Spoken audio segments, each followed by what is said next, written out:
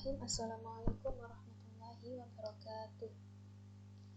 Baiklah, pada kesempatan kali ini saya akan menjelaskan tentang proyek yang telah saya buat. Berikut identitas saya. Jadi pada deskripsi yang harus dijelaskan yaitu ada dua macam. Yang pertama demonstrasi program dan yang kedua menjelaskan source code. Sebelumnya saya mau minta maaf dulu karena spek laptop saya yang tidak mumpuni, jadi saya tidak bisa langsung menunjukkan ketika running program dari Android Studio baik ke AVD-nya ataupun ke ponsel saya langsung menggunakan visor. Jadi saya bisa menunjukkan hasil rekaman dari layar HP saya ketika menjalankan project yang saya buat. Ini adalah projectnya yang diberi nama Wisata Indonesia. Akan saya jalankan terlebih dahulu. Nah, untuk datanya saya menggunakan data wisata di Indonesia, baik wisata berupa candi, peninggalan sejarah ataupun pantai dan gunung. Di sini saya menggunakan 7 data yaitu Candi Borobudur sampai dengan Pantai Karimun Jawa. Nah, ini merupakan tampilan dari home screen-nya, yang ini merupakan tab bar-nya yang berisi judul Pesona Indonesia. Kemudian di sini merupakan custom card di mana datanya ini tergantung dari berapa banyak data yang kita kasih. Di sini ada judul, kemudian di sini ada lokasi, dan di sini ada gambar. Akan saya jalankan.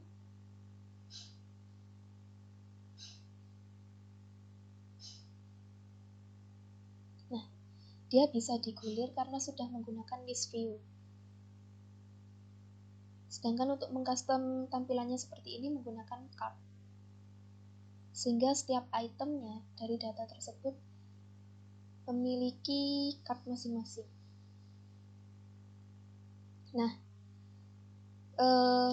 ketika gambar ataupun komponen lain, baik dari nama wisatanya atau seperti tempatnya ini lokasi, ketika diklik maka dia akan memparsing data ke detail deskripsi. Berikut tampilannya. Ada gambar, nama tempat wisata, lokasinya, dan deskripsinya. Dan bentuk tampilan seperti ini berlaku untuk tempat wisata yang lain, tidak hanya Candi Borobudur saja. Nah, misalnya ini Candi Prambanan, kemudian Gunung Bromo, Pantai Ora, Pantai Senggigi, Pantai Gili, dan yang terakhir Karimun Jawa.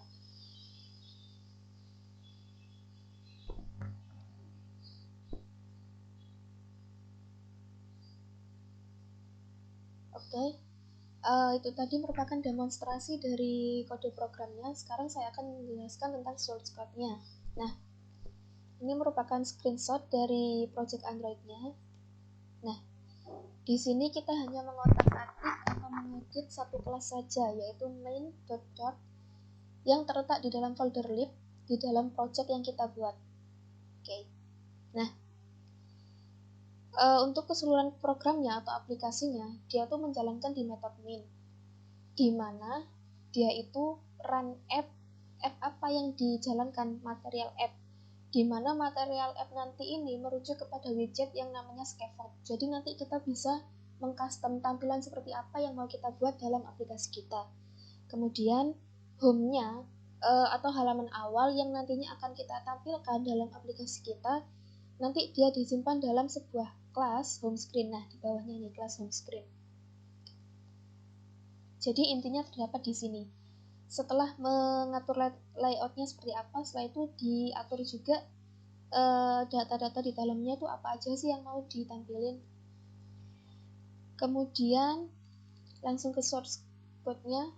Yang pertama saya akan menjelaskan data-datanya dulu yang mau ditampilkan. Nah, sebelum kita masuk ke dalam list wisata, terlebih dahulu saya akan menjelaskan bahwa di sini menggunakan data, di mana datanya itu modelnya tuh berupa objek. Nah, di sini kita bikin kelas wisata. Kan tadi di atas kan menggunakan list atau array ya. Jadi di mana di dalam array itu terdapat beberapa elemen. Nah, elemen-elemennya itu kita kasih nama di sini. Karena di atas tadi itu isinya itu string semua, maka di sini kita kasih tipe data string semua. Apa aja sih yang mau saya tampilin di project saya itu? Yaitu diantaranya nama, lokasi, deskripsi, dan gambar. Nah, ini kan cuma mendeklarasikan ya, masih mendeklarasikan variabel. Ada variabel apa aja sih dalam suatu array itu? Ada nama, lokasi, deskripsi, dan gambar. Nah, ketika saya sudah membuat sebuah list, nanti gimana sih caranya biar bisa tampil datanya? Maka nama kelasnya dalam kurung parameternya yaitu untuk mengembalikan nilai, yaitu dengan menuliskan this dot nama variabelnya, harus urut sesuai yang di atas. This dot nama, this dot lokasi, this dot deskripsi, dan this dot gambar. Nah, setelah membuat kelas wisata, baru kita membuat list di atasnya ini. Nah, untuk listnya kita masukkan ke dalam kelas home screen, karena kan kita maunya itu di home screen-nya nanti muncul semua kan.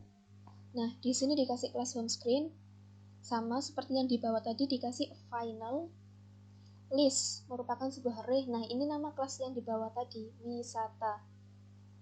Ini nama objek array kita. Mau kita kasih nama apa sih array kita? Dikasih nama wisata. Nah, ini nama kelas yang di bawah tadi, wisata. Nilai di dalam kurungnya ini juga sesuai yang di bawahnya tadi. Yang pertama kan namanya dulu, elemen array yang pertama. Kemudian elemen array yang kedua, lokasinya di mana. Elemen array yang ketiga, deskripsi. Dan elemen array yang keempat, gambar. Nah, di sini kita gambarnya mengambil dari sebuah website. Jadi kita cukup menuliskan alamat URL-nya saja. Kita kopaskan di sini. Ini untuk elemen array yang pertama atau data pertama yang ditampilkan. Nah, misalnya kayak ini kan Candi Borobudur. Maka selesai sampai di sini. Kemudian yang kedua Candi Prambanan. Kita buat lagi objek wisata dalam kurung. Seperti itu seterusnya sampai dengan Pantai Karimun Jawa.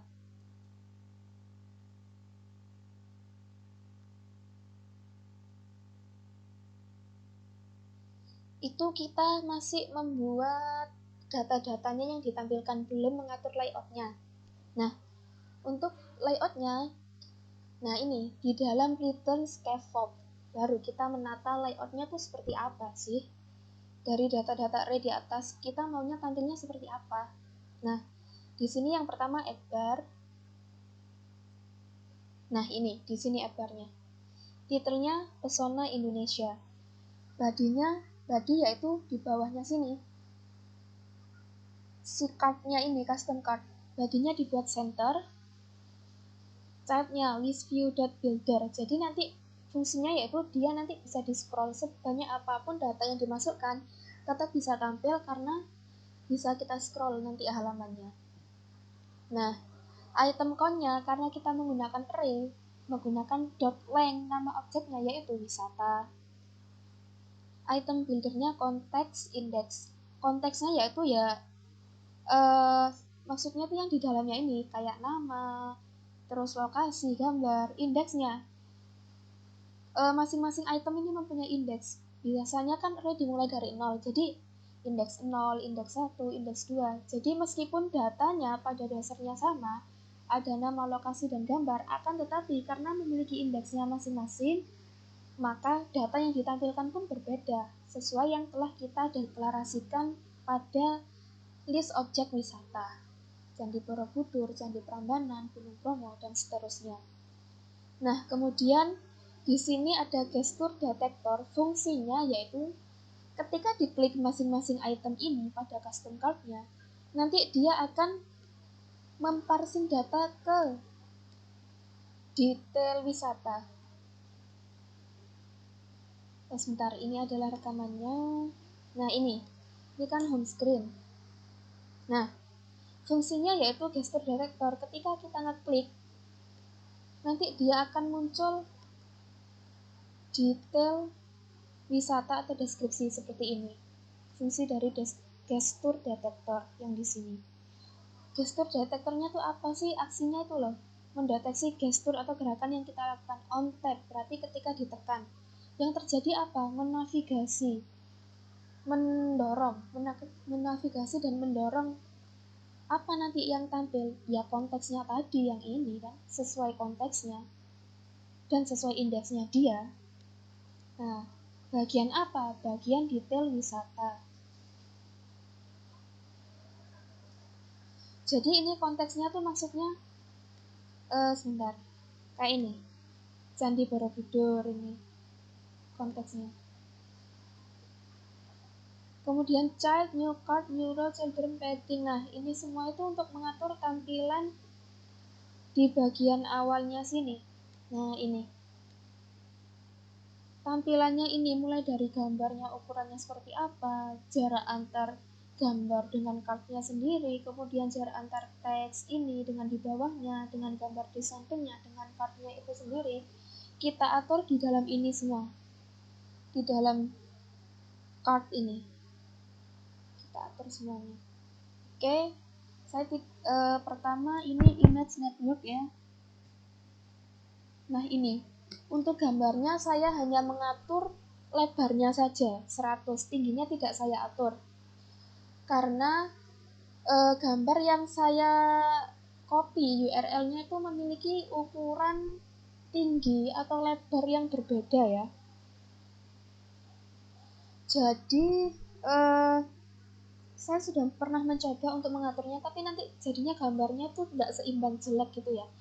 Jadi kalau memang mau bikin tampilan yang bagus, harus mendownload gambar yang memiliki ukuran tinggi atau lebarnya ini sama. Kalau nggak gitu harus kita edit dulu di sebuah aplikasi gitu ya, editor foto, kita samakan nilai tingginya. Jadi nanti kita tinggal mengatur nilai lebarnya saja. Tapi karena keterbatasan waktu, jadi setidaknya seperti ini kan udah enak dilihat. Jadi saya hanya mengatur untuk panjangnya saja ke samping ini sebanyak 100. Kemudian lanjut, nah ini nama, kalau ini kan tadi kan gambar ya, dia tuh 10,0, intinya 10 lah. Insert all berarti antara ini si gambar dengan komponen lain, baik ke card ataupun ke nama-namanya ini, nama dan lokasi, dia jaraknya 10. Kemudian untuk nama ini, nah ini buttonnya 8, ke sini 8, yang lainnya 10, ke sini 10, ke sini 10, ke sini juga 10. Lokasi.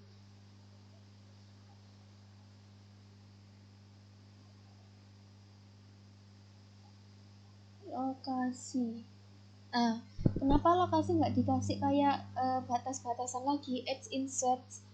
Karena kan lokasi kan posisinya di sebelah kanan gambar dan di bawahnya nama ya. Nah, sedangkan gambar sama nama sudah kita kasih jarak edge insert, jadi nggak usah. Kalau nggak gitu nanti malah double nilainya, nggak simetris nanti malah posisinya. Nah, tadi kan di atas ini udah disinggung ya masalah detail wisata. Ketika diklik maka dia akan ke detail wisata. Nah, tapi kan kita belum kita belum mengatur layoutnya detail wisata itu seperti apa, masih belum. Makanya di sini kita buat kelas detail wisata untuk mengatur bagaimana tampilan detail wisata atau deskripsi. Nah, ini kelas detail wisata, final kelas di bawahnya tadi yang data objek model, biar terpanggil komponen-komponennya, kemudian objek array-nya wisata. Nah, seperti ini ketentuannya, detail wisata nama kelas di atas, key required this.wisata. Nah, yang dipanggil langsung elemen array-nya atau objek array. Super key. Nah, ini kan kita lihat tampilannya seperti ini kan, widget build. Kemudian widget kita mau ngasih tampilan apa aja sih? Nah, di sini tuh nanti ada 2 macam, yaitu bagian judul dan bagian deskripsi. Nah, bagian judulnya kita kasih kontainer. Paddingnya 16, kita buat 1 baris, expanded. Children-nya lagi kontainer, kita buat sebuah kolom.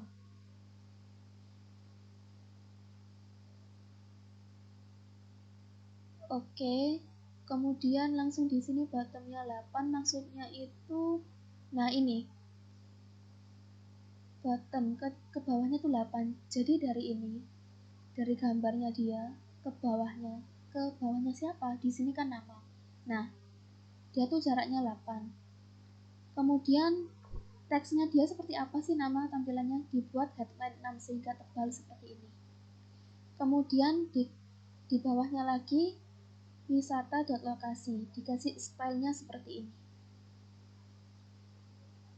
Nah, ini kan dia ditampung dalam sebuah kolom kan, nama dan lokasinya itu, makanya dia menjadi satu di sini, satu kolom. Kemudian fungsi dari cross axis alignment start itu, kalau tidak salah seingat saya tuh dibikin rata kiri tulisannya. Jadi nanti mau nambah item apapun di sebelah kanannya, dia posisinya tetap di sini. Kemudian itu kan untuk yang ini kan ya, bagian judul itu ini.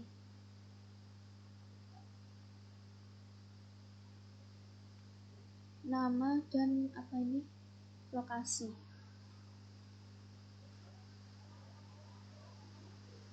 Dan gambarnya juga.